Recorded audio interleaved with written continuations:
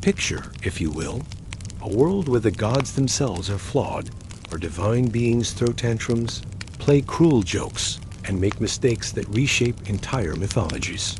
Tonight, we're stepping into the strange and often unsettling realm of divine misbehavior. Those moments when immortal beings acted all too human, and humanity paid the price. The ancient world was full of gods who didn't quite live up to their billing. They were petty, vindictive, lustful, and sometimes downright ridiculous. Yet somehow, these imperfect deities felt more real to their worshippers than any marble statue of perfection ever could. So before you settle in for the evening, take a moment to like this video and subscribe, but only if you genuinely enjoy what we do here. And let me know in the comments where you're tuning in from tonight. It's always fascinating to see who's joining us on these quiet journeys through history. Now, dim the lights, find your most comfortable position, and let's wander together into a time when gods walked among mortals, and both were equally capable of making terrible decisions. Tonight, we'll begin in ancient Greece, where a simple village farmer tries to navigate the whims of gods who change their minds like the weather. Verse 1. A Greek villager's divine gamble. The first hint of dawn creeps across the olive groves outside Thebes, and already Nicomedes feels the familiar knot of anxiety in his stomach. It's the third day of Anthesteria, the festival of Dionysus, and the god of wine has been unpredictable this year. You see, Nicomedes learned long ago that the gods of Greece aren't distant, marble-perfect beings who observe from on high. They're here, walking these dusty paths, sitting at your table uninvited, turning your wine to vinegar if you slight them, or worse, turning your wine to something that drives men mad with visions. Last spring, his neighbor Alexandros made the mistake of watering down the wine offering at his family shrine. Just a little, mind you, times were hard, and good wine was precious. Within a week, Dionysus had visited the man's vineyard. Not in person, of course, but his presence was unmistakable. The grapevines grew wild and strange, producing fruit that fermented on the vine, attracting wasps that stung anyone who came near. Alexandros spent the entire harvest season nursing welts and watching his livelihood buzz with angry insects. The morning air carries the scent of burning sacrifices from the town center, mixed with something else, that sweet, cloying smell that follows Dionysus like a signature. It's the scent of overripe fruit and honey, of wine dregs and wild flowers crushed underfoot. When you smell it this strongly, it means the god is close, and when Dionysus is close, anything can happen. Nicomedes pulls his himation closer around his shoulders and steps carefully around the small shrine in his courtyard. It's a modest thing, just a stone altar with a few painted vines carved around the edges, but he's maintained it faithfully for 15 years. Every morning, a splash of wine. Every evening, a bit of bread and olive oil. During festivals, something more substantial, a honeycomb, perhaps, or a small jar of his wife's best-preserved figs. But this morning, the offering cup from yesterday remains full, untouched. When a god refuses your offering, it's never a good sign. It could mean displeasure, distraction, or worse, indifference. Nicomedes has heard the stories from other villages, whispered over cups of watered wine in the evening. Stories of what happens when Dionysus grows bored with conventional worship. There was the village near Marathon, where the god decided the annual festival wasn't enthusiastic enough. The wine that year didn't just intoxicate, it transformed. Men and women found themselves compelled to run naked through the forests, tearing at tree bark with their fingernails, howling at the moon like wild animals. The festival lasted 3 weeks instead of 3 days, and when it finally ended, 2 people were never found. Some say they're still out there, running wild in the deep woods, transformed into something between human and beast. Or the story from Corinth, where a group of women offended Dionysus by criticizing the behavior of his followers. The god's response was swift and creative. He visited their dreams, filling their sleep with visions of divine revelry so vivid and compelling but they began to prefer dream life to waking life. They would fall asleep during conversations, at their looms, even while walking. The city's wise men tried everything: cold water, loud noises, even pain, but nothing could keep the women fully awake. Eventually, they had to station watchers to prevent them from wandering into traffic or falling into wells while lost in their divine visions. These aren't distant myths to Nicomedes. They're cautionary tales from places just a day's walk away, told by merchants and travelers who swear by their accuracy. When you live in a world where gods are your neighbors, their moods become as important as the weather. He pours fresh wine into the offering cup, wine that cost him more than he could really afford. The liquid catches the early light, ruby red and fragrant. As he sets it on the altar, he whispers the traditional prayer, but his mind is calculating possibilities. If Dionysus is truly present for the festival, truly paying attention, then proper worship might bring blessings. The god has been known to reward faithful followers with bumper harvests, successful marriages for their children, protection from illness. But attention from Dionysus is a double-edged gift. The god doesn't just bring wine and celebration. He brings madness, transformation, the dissolution of normal boundaries. Nicomedes' wife, Lydia, emerges from the house carrying their infant daughter. The baby is fussing, and Lydia looks tired in the way that only mothers of small children can look tired. Bone-deep exhaustion that sleep can't quite cure. The offering from yesterday, she begins, then stops, seeing his expression. Still there, he confirms. They both stare at the untouched cup. In any other household, leftover wine would be a blessing, one less expense, something to enjoy with the evening meal. But when it's a refused offering to Dionysus, it becomes something else entirely. A question mark, a potential curse in a cup. Perhaps he's busy, Lydia suggests, but her voice lacks conviction. They both know that gods aren't too busy for worship. They might be distracted, offended, or planning something, but never simply too busy. The baby's fussing grows louder, and Lydia bounces her gently, making soft shushing sounds. The child has been restless for days, crying at odd hours, refusing to nurse properly. In another time, they might have blamed colic or the phase of the moon. But during Anthesteria, with Dionysus walking the earth and the veil between mortal and divine grown thin, every unusual event feels charged with possibility. From the direction of the town comes the sound of pipes and drums. The festival procession is beginning. Soon, the streets will fill with revelers, some already deep in their cups despite the early hour. Dionysus demands celebration, and his followers are eager to comply. But which Dionysus will appear today? The benevolent god of wine and harvest, who brings joy and abundance, or the darker aspect, the god of madness and transformation, who strips away the careful boundaries that keep civilization functioning? Nicomedes has seen both faces of the god.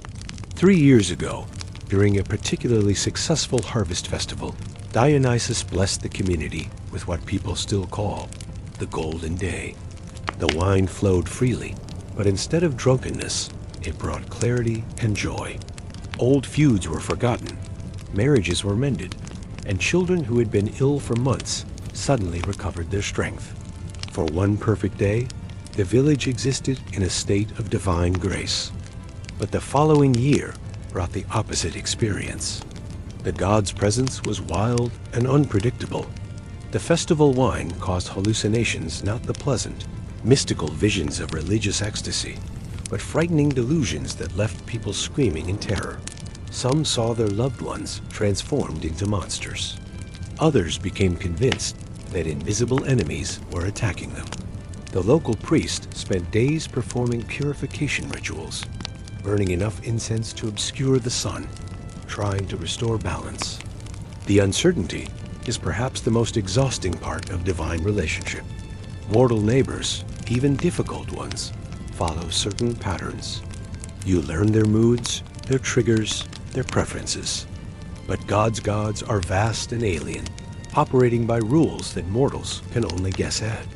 As the morning progresses, more neighbors emerge from their houses, all carrying offerings, all wearing the same expression of hopeful anxiety. Old Demophanes from the house next door nods gravely as he arranges a particularly elaborate spread on his family shrine wine. Bread, honey cakes, even a small bunch of grapes saved from last year's harvest. Hedging his bets, Lydia murmurs, and Nicomedes suppresses a smile. Demophanes lost 2 goats last spring to what everyone agreed was divine displeasure, though no one could quite determine which god he'd offended or how. The procession draws closer, and with it comes the sound of more than just music. There are shouts, laughter, and something else, a wild, wordless ululation that raises the hair on Nicomedes' arms. That's the sound of true divine possession, of mortals whose consciousness has been temporarily displaced by the god's presence. Lydia grips his arm. Should we join them? It's a reasonable question, and a dangerous one. Participating in the procession shows proper reverence and community spirit, but it also means surrendering some degree of control, allowing oneself to be swept up in whatever energy Dionysus chooses to manifest. For young men with no responsibilities, it's an adventure. For a farmer with a family, fields to tend, and debts to pay, it's a calculated risk. They stand in their courtyard, suspended between the safe boundaries of home and the chaotic pull of divine celebration, while all around them the ancient world demonstrates its fundamental truth. When gods behave badly, mortals must choose between the safety of distance and the danger of devotion. The procession reaches their street, and the choice can no longer be delayed. Verse 2. The trickster's legacy. Loki's monstrous children from the sun-drenched olive groves of Greece. We turn now to the mist-shrouded halls of Asgard, where a different kind of divine misbehavior was unfolding, one that would ultimately bring about the end of the world itself. In the pantheon of Norse gods, where strength and honor were prized above all else, Loki occupied a unique and increasingly uncomfortable position. He was neither fully god nor giant, neither holy friend nor enemy to the Tyr. He was the trickster, the shape-changer, the one who solved problems through cunning rather than force. But Loki's greatest act of mischief wasn't a clever scheme or a harmless prank. It was becoming apparent. The story begins, as many Norse tales do, with a prophecy. The Norns, those ancient weavers of fate who sat beside the well of Urd, had spoken of 3 children who would bring about Ragnarök, the twilight of the gods. These children would be born to Loki and Angrboda, a giantess whose name means she who brings grief. Even her name should have been warning enough. But prophecies in Norse mythology aren't simple predictions. They're more like cosmic inevitabilities that the gods invariably fulfill through their very attempts to prevent them. When Odin learned of the prophecy, he didn't seek to change Loki's heart or prevent the liaison. Instead, he made the classic mistake of trying to control fate through force. Picture the scene in Asgard when the children were brought before the Allfather, the great hall, Gladsheim, with its golden roof catching the eternal light of the Norse heavens. The assembled gods, magnificent in their armor and divine radiance, watching as 3 small figures were led forward figures that would grow to threaten everything they held dear. First came Jormungandr, the world serpent. Even as a hatchling, there was something unsettling about this child. His scales held an oily, iridescent sheen that seemed to absorb light rather than reflect it. His eyes were ancient even in youth, holding a cold intelligence that made the gods uncomfortable. Odin, in his wisdom or perhaps his fear, decided that this creature was too dangerous to remain in Asgard. With a gesture, he cast the serpent into the waters that surrounded Midgard, the world of humans. It seemed like a reasonable solution. The ocean was vast, the serpent was small, and surely distance would solve the problem. But Jormungandr grew, and grew, and grew. Fed by the deep currents and the cold waters of the world sea, the serpent expanded until he could encircle the entire earth, grasping his own tail in his mouth. Every storm, every tidal wave, every unexplained drowning, these were attributed to the movements of Loki's serpent son, writhing in the depths, waiting for the day when he would rise from the waters to poison the sky itself. The fishermen of Midgard learned to pour offerings into the waves before setting out, not to appease sea gods, but to ask the world serpent to sleep quietly while they cast their nets. Sailors spoke in whispers of the days when the sea would suddenly grow still and dark, as if something vast had passed beneath their vessels. On such days, even the bravest would turn back to shore, knowing that Jarmungandr was near. The second child was Fenrir, the wolf. Unlike his serpent brother, Fenrir was brought to Asgard to be raised among the gods. The reasoning was sound: keep your enemies close, watch them carefully, perhaps even win their loyalty through kindness. For a time, this strategy seemed to work. Young Fenrir was almost normal. He played with the younger gods, learned their customs, even showed affection for some of them. Only Tyr, the one-handed god of war and justice, was brave enough to feed the growing wolf, approaching the creature with the calm confidence that came from a life spent facing danger. But as Fenrir grew, so did the unease of the gods. His games became rougher, his appetite more voracious, his size more alarming. The wolf pup who had once tumbled playfully in the golden halls of Asgard was becoming something that could look Odin's eight-legged horse, Sleipnir, in the eye. When Fenrir yawned, his jaws could accommodate a man standing upright. When he stretched, the gods noticed how easily his claws left gouges in surfaces they had thought indestructible. The prophecy whispered constantly in their minds. This wolf would devour Odin himself when Ragnar came. Every shared meal, every moment of apparent friendship was shadowed by that terrible future knowledge. How do you love something that you know will destroy you? How do you trust a creature when prophecy has already declared your enmity?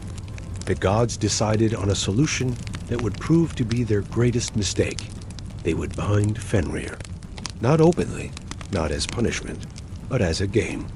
They would challenge the wolf to test his strength against various chains and ropes, always with the promise that they were merely curious about his growing power. The first chain was called Liding. It was forged from the finest metals, each link thick enough that a man could barely wrap his arms around it.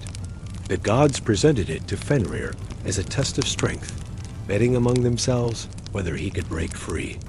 The wolf examined the chain with growing interest. Here was a challenge worthy of his power. He allowed them to bind him, then stretched lazily. Lading shattered like ice in spring. The gods laughed and praised his strength, but their laughter had a hollow ring. They forged a second chain, Drami, twice as strong as the first. Again, they presented it as a game, a friendly competition. Again, Fenrir allowed himself to be bound. This time, he had to strain a little, his muscles bunching under his dark fur, his breathing becoming labored. But Drami, too, eventually gave way, its links scattering across the floor of Asgard like broken promises. Now the gods faced a terrible realization.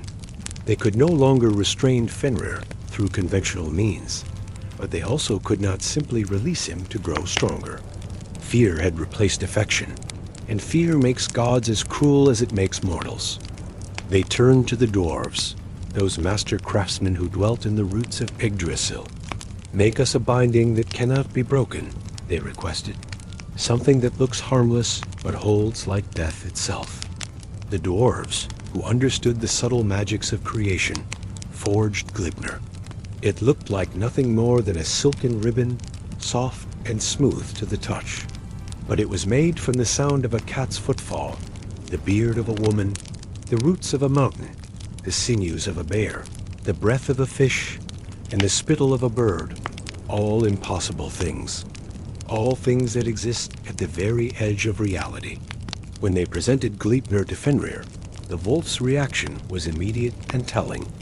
This was no game anymore. His lips pulled back from fangs that gleamed like ivory daggers. His eyes narrowed with an intelligence that was decidedly not animal. He could sense the magic in the binding, could feel the weight of destiny settling around him like a shroud. "If this is truly just silk," Fenrir said, for he could speak as clearly as any god, "then you should have no difficulty breaking it yourselves. But if it contains magic, if this is truly a trap, then I'll agree to be bound only if one of you places his hand in my mouth as a pledge of good faith." The gods looked at each other. Here was the moment of truth, the instant when pretense fell away and revealed the fear beneath. They needed Fenrir bound, but they also needed to maintain the fiction that this was still a friendly test. Someone would have to sacrifice their hand to make this work. Tyr stepped forward, the god of justice, the one who had fed Fenrir as a pup, the one who understood better than anyone the weight of oaths and the price of honor. He placed his hand between Fenrir's jaws, looking directly into the wolf's eyes as he did so. The binding was swift. Gleipnir settled around Fenrir like a second skin, tightening automatically as he struggled. The wolf's efforts to break free became increasingly frantic, increasingly violent. His howls echoed through Asgard, a sound of rage and betrayal that would haunt the gods' dreams for the rest of their days. When Fenrir realized he was truly trapped, when he understood that the gods had traded their honor for temporary safety, he closed his jaws. Tyr's hand fell to the floor of Asgard, still twitching with divine life. The gods had gained their binding, but they had lost something more precious. They had lost the moral authority that separated them from the giants and monsters they claimed to protect the world against. In that moment, they became the treacherous ones, the oathbreakers, the beings who would sacrifice friendship for fear. But Loki's third child was perhaps the most tragic of all. Hel, the daughter, was born with a face that reflected the duality of existence itself. One half was beautiful, beyond description pale skin that seemed to glow with its own light, features so perfect they could inspire poetry. The other half was corpse-like dark, decaying, a constant reminder of mortality in a realm of immortals. Unlike her brothers, Hel was neither exiled nor imprisoned. Instead, Odin gave her dominion over the realm of the dead, those who died of sickness or old age rather than in battle. It seemed like a position of honor, a recognition of her unique nature, but it was also the loneliest throne in all the 9 worlds. In her hall, Eljud-Nir, Hel ruled over the inglorious dead. These were not the heroes who feasted in Valhalla, preparing for the final battle. These were ordinary people, farmers, children, merchants, craftsmen, all those who had lived quiet lives and died quiet deaths. They came to her realm confused and frightened, seeking comfort in a place where comfort was a luxury rarely afforded. Hel learned to be both merciful and stern, beautiful and terrible, loving and distant. She had to be, for she was the guardian of the boundary between life and death.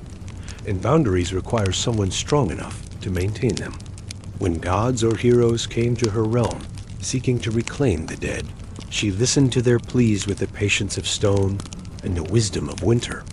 The most famous of these petitions came when Balder, beloved of all the gods, was killed by his blind brother Hathor through Loki's manipulation. The gods, desperate to reclaim their shining favorite, sent Hermor to plead with Hel for Balder's return. Hel listened to the messenger's words, considered the unprecedented request, and gave an answer that revealed both her power and her loneliness.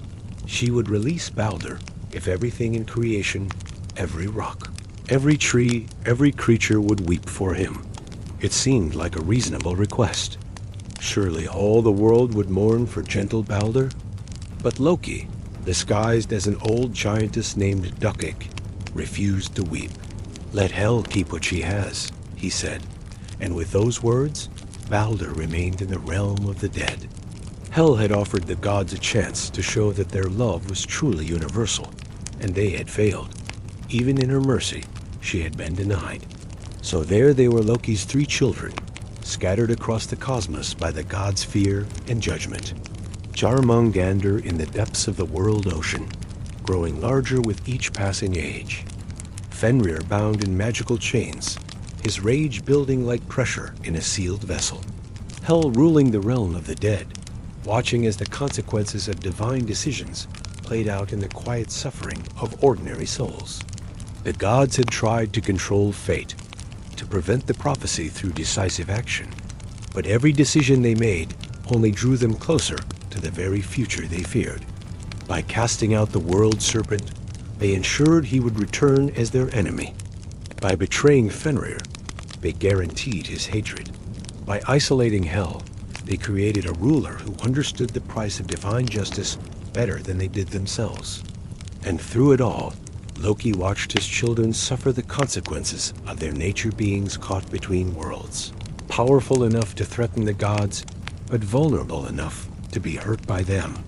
Perhaps this was when the trickster's heart truly turned dark, when he began to plan the intricate revenge that would culminate in Ragnarok itself. The Norse understood something that other mythologies sometimes forgot, that gods are not inherently good simply because they are powerful. They are capable of fear, cruelty, and injustice, just like any other beings. And when gods behave badly, the consequences ripple through all the 9 worlds, setting in motion events that even omniscience cannot undo. In the cold halls of Asgard, as the gods celebrated their temporary victory over prophecy, they failed to notice the subtle changes beginning around them. The light seemed a little dimmer, the gold a little less lustrous, the songs a little more melancholy. They had saved themselves from an immediate threat, but they had planted the seeds of their own destruction. The children of Loki would indeed bring about Ragnarok, not because they were inherently evil, but because they had been made into enemies by the very gods who sought to prevent that fate. In trying to write their own destiny, the Aesir had only succeeded in ensuring that the old prophecies would be fulfilled in the most tragic way possible. Verse 3. The hungry gods, divine necessity, and the Aztec cosmos. From the cold certainties of Norse fate, we journey now to the sun-warmed pyramids of Tenochtitlan, where a different kind of divine relationship unfolds, and one built not on betrayal or trickery, but on a theological understanding so alien to modern minds that it challenges our very conception of what gods should be. The year is 1487, and the great temple of Tenochtitlan rises like a stone mountain from the heart of the Aztec capital. But today is no ordinary day. Today marks the dedication of the newly expanded Templo Mayor, and the gods are hungry. Not metaphorically hungry, not symbolically hungry, but literally, desperately, cosmically hungry. To understand the Aztec practice of human sacrifice, we must first understand their universal cosmos, balanced on the edge of perpetual collapse, where the very existence of life depended on the constant nourishment of divine beings who had already sacrificed everything to create the world we inhabit. In the beginning, according to Aztec cosmology, there was darkness. The gods gathered in the primordial gloom and faced a terrible question. How could they create light and life? The answer required the ultimate sacrifice. 2 gods, Nanawadsin and Texidikel, threw themselves into a cosmic fire, transforming into the sun and moon. But this act of divine self-sacrifice established a cosmic precedent. The universe now operated on the principle of reciprocal giving. The gods had given their very existence to create life.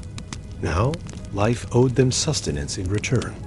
This wasn't the capricious cruelty of a Dionysus or the fearful self-preservation of the Norse gods.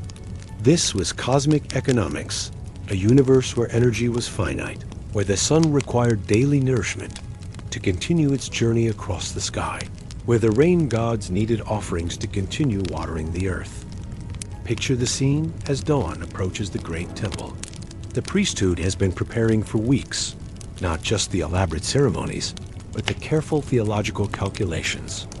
How many offerings would be needed to properly honor Huitzilopochtli, the hummingbird god of war and the sun? How much blood would satisfy Tlaloc, the rain god whose tears brought both life-giving water and destructive floods? These weren't arbitrary numbers. The Aztec priesthood maintained detailed calendars, astronomical observations, and ritual calculations that determined the precise requirements for each ceremony. They observed the heavens, tracked the movements of Venus and Mars, calculated the complex interactions of their 260-day ritual calendar with their 365-day solar calendar. When these cycles aligned in certain ways, when astronomical events signaled divine need, the debt to the gods became urgent. The preparation for today's ceremony began before dawn in the Kamakakta priest school, where young nobles learned the intricate theology that governed Aztec religious life. Here, future priests spent years memorizing the complex narratives that explained divine hunger. They learned that Huitzilopochtli fought a cosmic battle every night against the forces of darkness and his sister Coyolxauhqui, the moon goddess. Each dawn was not guaranteed. It was earned through divine struggle, and that struggle required sustenance. The priests painted their bodies with sacred symbols, each design carrying layers of meaning. The black paint represented the fertile earth. The red represented the blood that connected all life.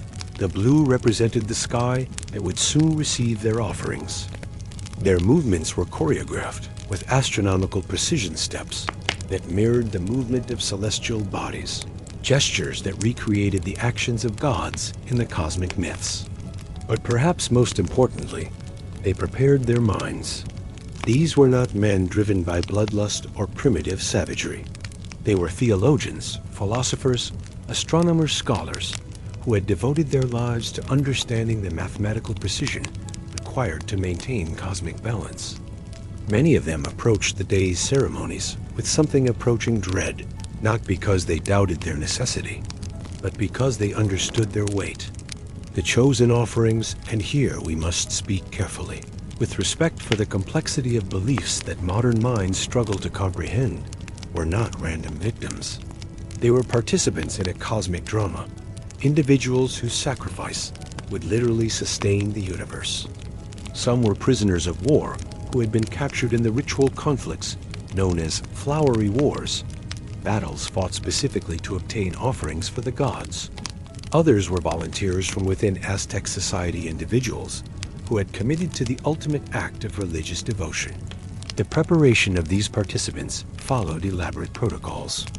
They were housed in special quarters within the temple complex, fed the finest foods, dressed in clothing that befitted their sacred status. For days or weeks before the ceremony, they were treated not as victims, but as embodiments of the gods themselves. They received offerings, prayers, and reverence from the community. This transformation was literal in Aztec theology. Through ritual preparation, these individuals became Tiasihut god impersonators. They were no longer simply human. They had become vessels for divine presence, bridges between the mortal and immortal realms. When their blood was offered to the gods, it wasn't murder in the Aztec understanding. It was the completion of a cosmic circuit, the return of divine essence to its source. The ceremony itself unfolded with astronomical precision. As the sun reached its zenith, casting minimal shadows from the temple's steep sides, the first offerings began. The priests moved in carefully orchestrated patterns, their obsidian knives catching the light like fragments of volcanic glass. Each cut was made according to ancient formulas, each drop of blood offered with specific prayers and intentions. The crowd below tens of thousands of Aztec citizens gathered in the grate.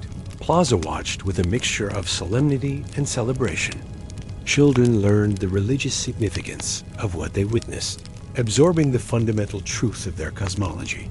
Life exists only through constant sacrifice, and the greatest honor any being can achieve is to sustain the divine forces that maintain existence itself. But even as the ceremonies proceeded according to ancient tradition, cracks were beginning to show in the theological certainty that had sustained Aztec civilization for centuries. Some priests had begun to question whether the gods' hunger was truly as insatiable as tradition claimed. Others wondered if there might be alternative forms of offering that could satisfy divine requirements without such extreme measures. These doubts weren't expressed openly. Doubt itself was a form of cosmic rebellion, that could upset the delicate balance the ceremonies were designed to maintain. But in private moments, in the quiet hours before dawn, when the priests prepared for their duties, some wondered if they had perhaps misunderstood the gods' true requirements. There were philosophical schools within Aztec theology that suggested the gods valued the intention behind sacrifice more than the sacrifice itself. These thinkers pointed to other Mesoamerican cultures that had achieved prosperity through different ritual practices. The Maya, for instance, had developed elaborate ceremonies centered on bloodletting rather than death practices that acknowledged divine hunger while preserving human life. But such questions remained whispered heresies in a society where cosmic stability depended on maintaining established traditions. The risk of experimenting with divine requirements was simply too great. What if they reduced their offerings and the sun failed to rise? What if they modified their ceremonies and the rain ceased to fall?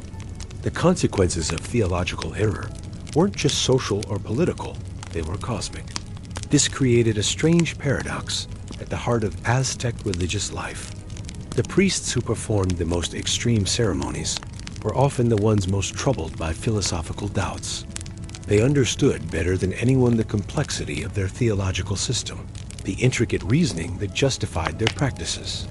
But they also bore the weight of responsibility for maintaining cosmic order, a burden that made questioning almost impossible. As the day's ceremonies reached their climax, with thousands of offerings completed and the temple stones slick with sacred blood, a profound silence fell over Tenochtitlan. This wasn't the silence of horror or revulsion. It was the silence of cosmic completion, the moment when divine hunger had been satisfied, and the universe could continue its ordered existence for another cycle. The priests descended from the temple with expressions of exhaustion and relief. They had fulfilled their cosmic duty, maintained the balance between mortal and divine, ensured that tomorrow's sun would rise and the seasonal rains would continue. In their theology, they had quite literally saved the world. But even as they celebrated the successful completion of their sacred duties, some among them couldn't shake a troubling thought. What if they were wrong? What if the gods' requirements were different than they believed? What if their extreme devotion was actually a form of divine misbehavior, not the gods behaving badly, but mortals misunderstanding what the gods actually wanted? These questions would remain largely unspoken until the arrival of Spanish. Conquistadors introduced radically different theological concepts. When Cortes and his men encountered Aztec religious practices, they saw only barbarism and devil worship. They couldn't perceive the sophisticated theology, the astronomical precision, the profound sense of cosmic responsibility that motivated these ceremonies. But perhaps the Spanish misunderstood the situation as completely as they accused the Aztecs of misunderstanding divine will. Perhaps both cultures were guilty of the same fundamental error, assuming that their particular understanding of divine requirements was the only correct interpretation. The truth about Aztec sacrifice may be more complex than either culture was willing to acknowledge. It represented neither primitive barbarism nor divine commandment, but rather a sophisticated theological system that had perhaps grown too rigid to question its own assumptions. The gods may indeed have required offerings, but whether they required offerings of such magnitude, delivered in such specific ways, remained a question that the priests of Tenochtitlan never quite dared to ask.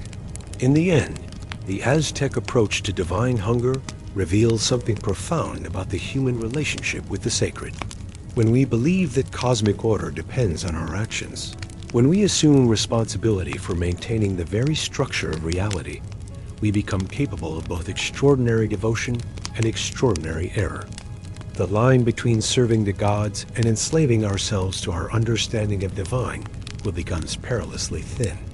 As the sun set over Tenochtitlan on that day in 1487, painting the blood-stained temple stones in shades of red and gold, the priests could rest in the knowledge that they had fulfilled their sacred duties.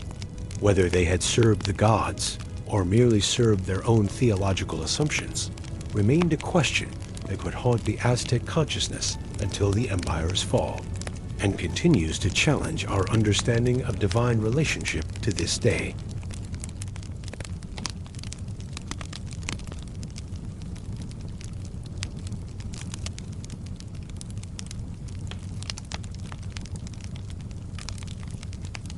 Verse 4.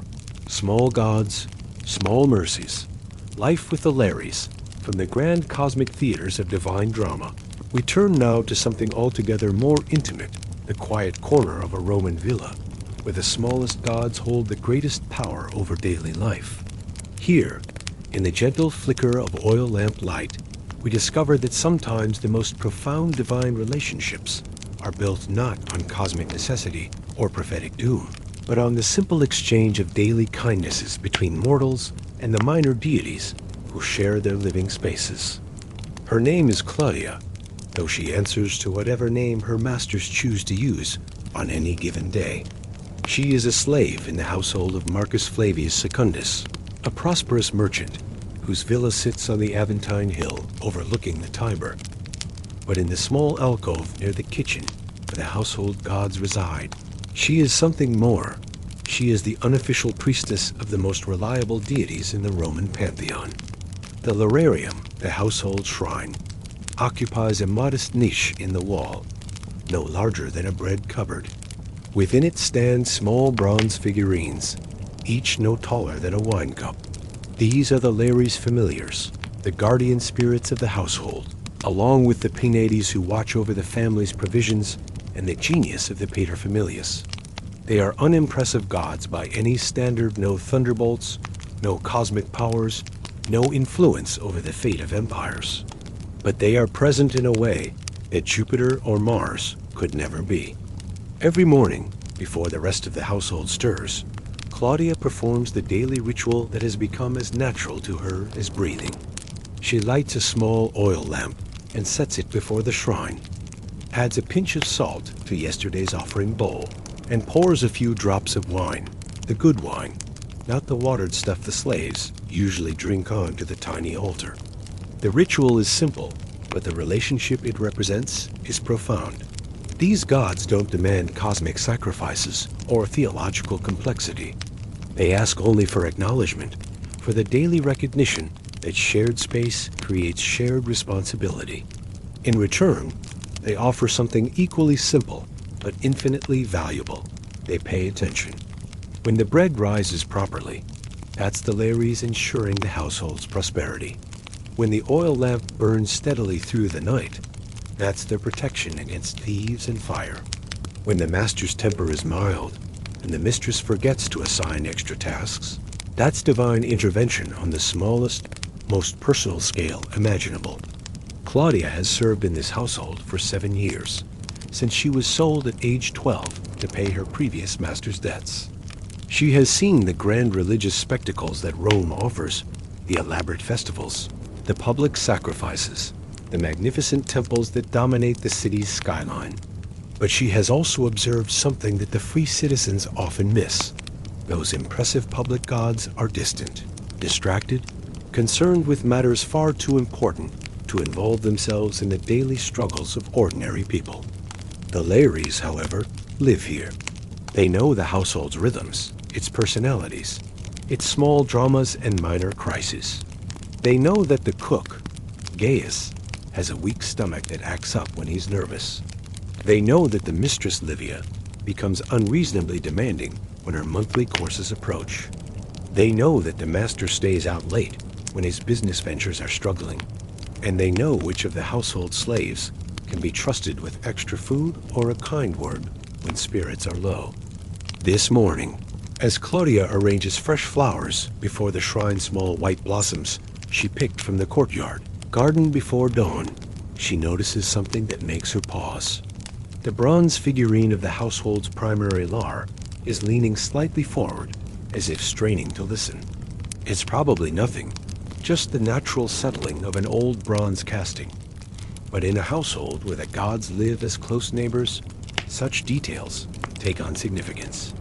She leans closer, speaking in the soft whisper that has become her prayer voice. "What is it, little father? What troubles you this morning?" The gods don't answer with voices. They're too polite for such dramatic gestures. Instead, they communicate through the small synchronicities that fill any well-run household. A pot boils over at just the right moment to prevent burning. A sandal strap breaks before an important meeting, causing a delay that later proves fortunate. A coin turns up in an unexpected place, exactly when money is needed for an offering. This morning's message comes through the household cat, a sleek brown creature named Felicia, who normally avoids the kitchen during the early morning bustle. But today she sits directly in front of the lararium, her tail wrapped neatly around her paws, her green eyes fixed on something invisible to human perception. Claudia follows the cat's gaze and notices what she missed before a small crack in the wall just above the shrine. It's barely visible, no wider than a hair, but in a Roman household, cracks in walls can mean anything from minor settling to serious structural problems. If the crack widens, if it indicates foundation issues, the entire household could be disrupted. Repairs would be expensive, workers would invade their peaceful spaces, and the master's mood would sour for weeks. But the Lares have noticed it first, and they've made sure Claudia noticed it too. This is how the small gods work. They don't prevent problems, but they ensure that problems are discovered before they become catastrophes. She makes a mental note to mention the crack to Gaius, who has the master's ear on household maintenance issues. But first, she adds an extra drop of wine to the offering bowl, a small thanks for the early warning. The beauty of serving the Lares lies in their reasonable expectations. They don't require theological sophistication or elaborate rituals. They don't demand that their worshippers choose between competing moral systems or navigate complex mythological narratives. They simply want to be included in the life of the household, acknowledged as part of the family's daily existence. This makes them, paradoxically, more reliable than the great gods of the state pantheon. Jupiter might ignore your prayers because he's busy managing the fate of the empire. Mars might be distracted by battles in distant provinces. But the Lares are invested in your specific household, your particular problems, your individual well-being. Their divine dignity is tied directly to the prosperity and harmony of the people who share their living space. As the morning progresses and the household begins to stir, Claudia watches the familiar dance of personalities and responsibilities that fills their days. The master emerges from his chambers in a reasonably good mood, always a positive sign for everyone's day. The mistress calls for warm water for washing, her voice carrying the crisp efficiency that indicates she slept well. The other slaves begin their tasks with the quiet competence that marks a well-functioning household. But Claudia notices subtleties that others might miss. The way the morning light hits the lararium at just the right angle to make the bronze figurines seem almost alive. The way the oil lamp's flame remains steady despite the breeze from the courtyard. The way small inconveniences, a misplaced stylus, a tangled thread, a spilled cup resolve themselves quickly and without drama. These aren't coincidences. They're the Lares at work, smoothing the rough edges of daily life, ensuring that their household operates with the kind of harmony that makes both divine and mortal residents comfortable. Around midday, when the household pauses for its main meal, Claudia observes a ritual that has become as natural as breathing. Before anyone takes a bite, the master pours a small libation from his wine cup onto the floor near the table. It's such a brief gesture that visitors often don't notice it, but it serves a crucial function. It includes the household gods in every meal, acknowledging their ongoing presence and their right to share in the family's prosperity. The slaves follow a similar pattern, though more discreetly. A crumb of bread dropped deliberately near the hearth, a sip of watered wine poured into the garden, a pinch of salt scattered on the threshold. Each gesture is a small prayer, a tiny offering, a moment of recognition that they are not alone in their labors. This constant, low-level interaction with the divine creates a very different kind of religious experience than the dramatic festivals and elaborate sacrifices that characterize public Roman religion. It's more intimate, more personal, more immediately relevant to the concerns that actually shape people's daily lives.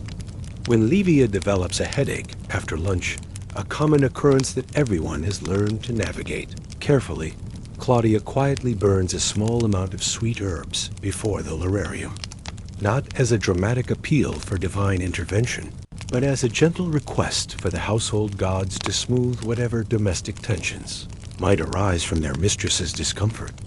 The gesture works, not through miraculous healing, but through the small accommodations that characterize a household where everyone divine and mortal alike pays attention to everyone else's needs.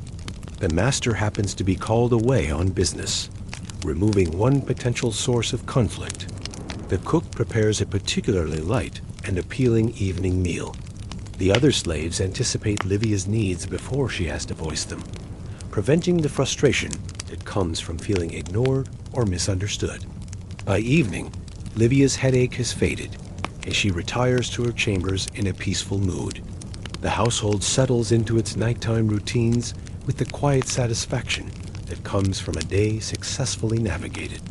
As Claudia performs her final duties of the day, banking the cooking fires, securing the food stores, ensuring that all the lamps are properly trimmed, she pauses once more before the lararium. The little bronze gods seem to regard her with approval, their faces serene in the flickering light of the oil lamp. She whispers her evening prayer, not the formal Latin phrases used in public ceremonies, but the simple words that have become her private language with these household deities. Thank you for today. Thank you for small mercies. Thank you for paying attention. Tomorrow will bring new challenges, new opportunities for both conflict and harmony. There will be more cracks to notice, more moods to navigate, more small crises to resolve before they become large ones. But Claudia faces the future with the quiet confidence that comes from knowing she's not facing it alone. The Lares will be there, watching from their small shrine, ready to offer the kind of divine assistance that actually matters in the daily life of ordinary people. Not cosmic intervention or theological revelation, but simply the blessing of being noticed, being included, being valued as part of a household that extends beyond the merely human. In a world where gods often behave badly, where divine power is frequently exercised in ways that serve divine ego rather than mortal need, the Lares represent something precious divinity that has learned to live peacefully with humanity. Gods who have mastered the art of being helpful neighbors rather than demanding overlords. As the oil lamp burns steadily through the night, casting its gentle circle of light around the household shrine, it illuminates more than just bronze figurines and offering bowls. It illuminates a different way of understanding the relationship between mortal and divine one, built on mutual respect, daily kindness, and the recognition that the most profound divine experiences often happen not in grand temples or cosmic dramas, but in the quiet corners where small gods offer small mercies to those who remember to say thank you. Conclusion. As we reach the end of our journey through the strange world of divine misbehavior, we find ourselves in a curious position. We've witnessed gods who were petty, fearful, demanding, and alien, yet in each case, we've also glimpsed something profoundly human in their failings. Perhaps that's the real secret hidden within these ancient stories. The gods misbehave not because they are fundamentally different from us, but because they are, in many ways, too much like us. They feel jealousy, fear, loneliness, and the terrible burden of responsibility. They make mistakes, harbor grudges, and sometimes choose the wrong solutions to impossible problems. In ancient Greece, we saw how the unpredictability of gods like Dionysus reflected the unpredictability of life itself, the way celebration can turn to madness, the way blessing can become curse, the way divine attention can be both gift and burden. In Norse mythology, we witnessed how fear can corrupt even divine wisdom, how the attempt to control fate only ensures that fate unfolds in the most tragic possible way. The gods' betrayal of Fenrir wasn't evil. It was fear made manifest, and fear always creates the very futures it seeks to prevent. In Aztec theology, we encountered the profound question of divine need, the possibility that gods might require sustenance for mortals, and the equally troubling possibility that mortals might misunderstand what their gods actually need. And in Roman household religion, we found something different gods who had learned to coexist peacefully with humanity, who offered small kindnesses rather than cosmic dramas, who understood that the most powerful divine interventions often involve helping rather than demanding. These weren't just ancient stories. They were ancient attempts to understand the same questions that still puzzle us today. How do we relate to forces larger than ourselves? How do we balance reverence with healthy skepticism?